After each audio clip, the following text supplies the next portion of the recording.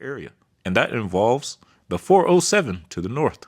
First, what is the 407? The 407 is a bypass highway of Toronto built to relieve the 401 and keep through traffic out of the city. The route was planned back in the 1950s, but due to cost, it wasn't built until 2001 for budget reasons.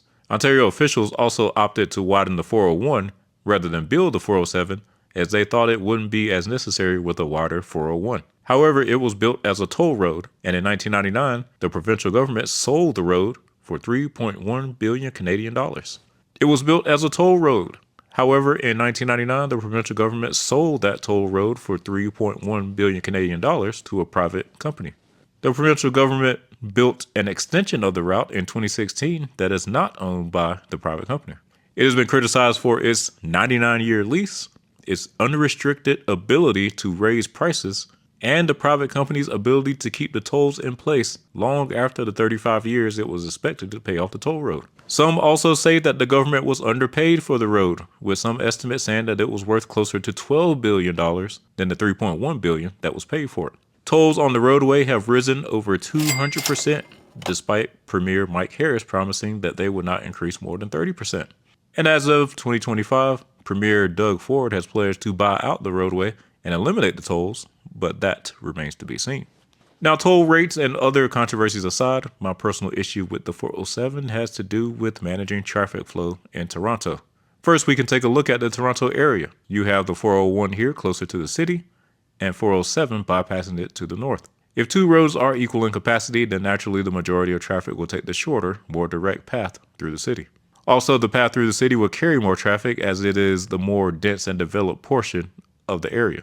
So ideally, we would want to disincentivize travel through the city and encourage more drivers to bypass it unless they have a particular reason to be in the city.